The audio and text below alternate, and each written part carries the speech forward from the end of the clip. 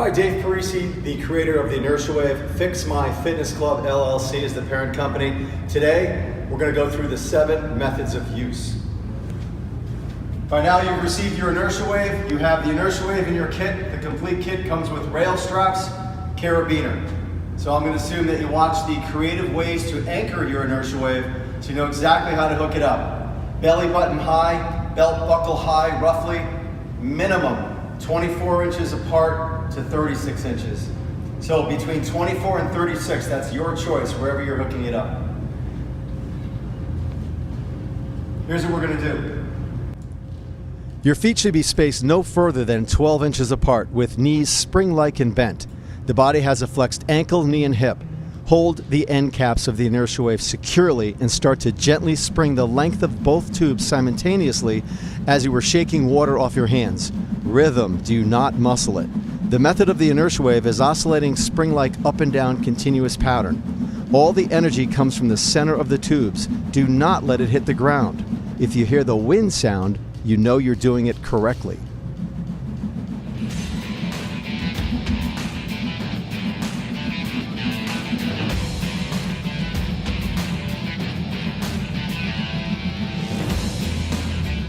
You were just watching the method called the Inertia Wave.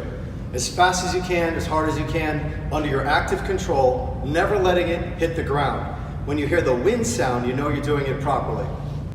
Okay, now we're going to go into the Hero Wave, a tribute to our veterans. The Hero Wave is going to sound like a drum roll. Here's what I want you to do. Your feet should be spaced no further than 12 inches apart, with knees spring-like bent.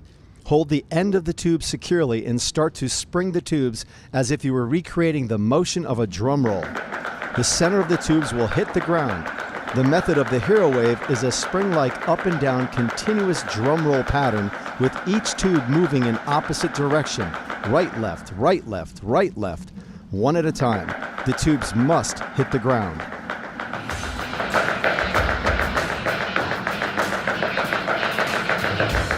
You just witnessed the Hero Wave, a tribute to our veterans. Now we're going to transition into what's called the Crossfire. Some of you know it as anti-rotation, anti-twist for the oblique system. There's 2 versions. I'm going to show you the training wheel version, which I highly recommend for you and your clients in the beginning. Watch the transition because I'm going to go from 2 hands and I'm going to release my hands. Here's what I'd like you to do. Your feet should be spaced no further than 12 inches apart, with knees spring-like and bent. Drive your elbows back and grab both tubes. Hold both tubes closely to your belly. The body has a flexed ankle, knee, and hip during the Crossfire method.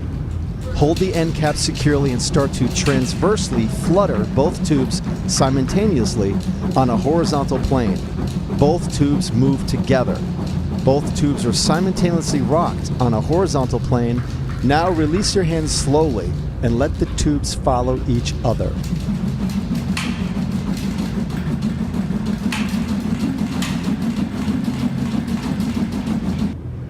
We're going to show the Crossfire from a different angle.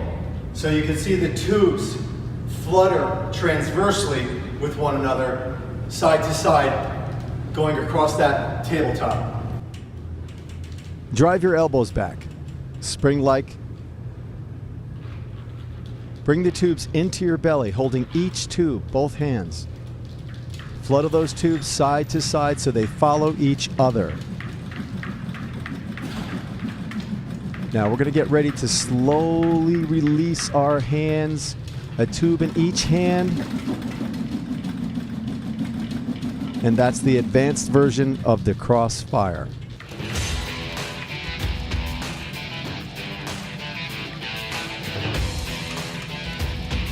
Always remembering that your feet are never more than 12 inches apart. Take advantage of the instability or the unstable surface to engage more core musculature as well as the superficial muscle that expand over certain numbers of joints that are responsible for strength and power. You want the best of both worlds. If you have a wide base of support platform, you're not going to get the benefits of the Inertia Wave. It's not a battle rope. Totally different and far more beneficial. So here's what we're going to do now. Just now you just watched the Crossfire. You saw the training wheel version, which was 2 hands together. so I could have a predictable outcome, so that was working fine. Then I released my hands. That's where the cognitive value comes in. If you get to a point where you release your hands, that's the more beneficial way. I'm going to show you the thunder slap.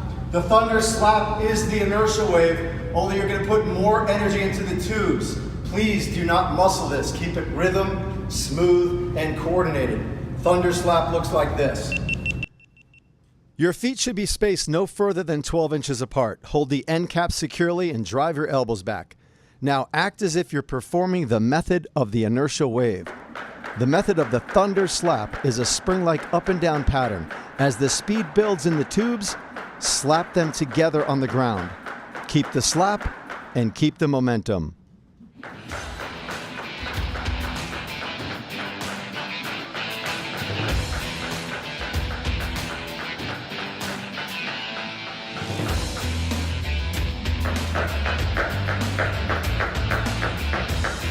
Just learned the thunder slap. Now we're going to go into the double over. I notice a lot of people at home or at the facilities are doing double over where the tubes are going in together and they're slapping against one another. Double over is circumduction. We're going to go left hand, clockwise, small circle. Right hand, counterclockwise, small circle. Then we're going to try to transition right, left, right, left, right, left, right, left, right, left. Small circles where they don't go into each other. Once you get the hang and the coordination of going right side, left side, what I'd like you to do is try to have them go over each other. Hence, double over. Here's what I'd like you to do.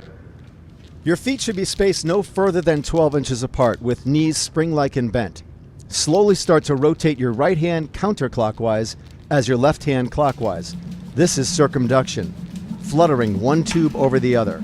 Stay loose in the wrist. Listen for that wind sound. The method of the double over is a fluttering circle, one over the other.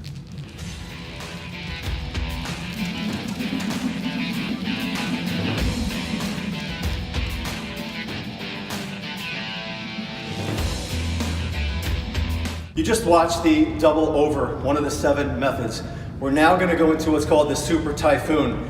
In my opinion, as the creator of the inertia wave, it's the most difficult one because you're transitioning from that sagittal plane, quarter turn to the right, and you're getting that anti-rotation engagement, especially from the oblique system. So it's very beneficial. Here's what we're going to do, is not drop the tube. Leave that in there. So here's what we're going to do. See, we're all human. Take both tubes like you do in the Crossfire. These tubes follow one another transversely.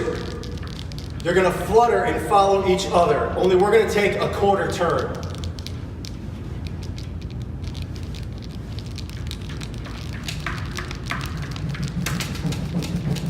Ten.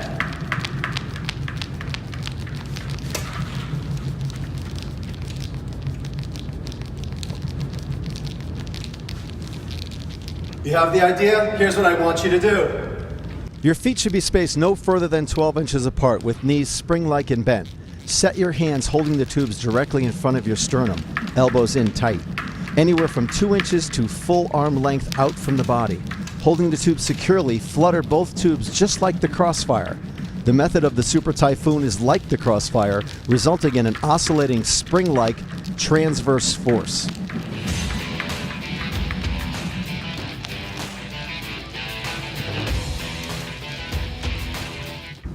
Now what you just watched was the Super Typhoon, where it looks like the Crossfire, transversely fluttering, the energy stays in the center of the tubes, and the tubes follow each other.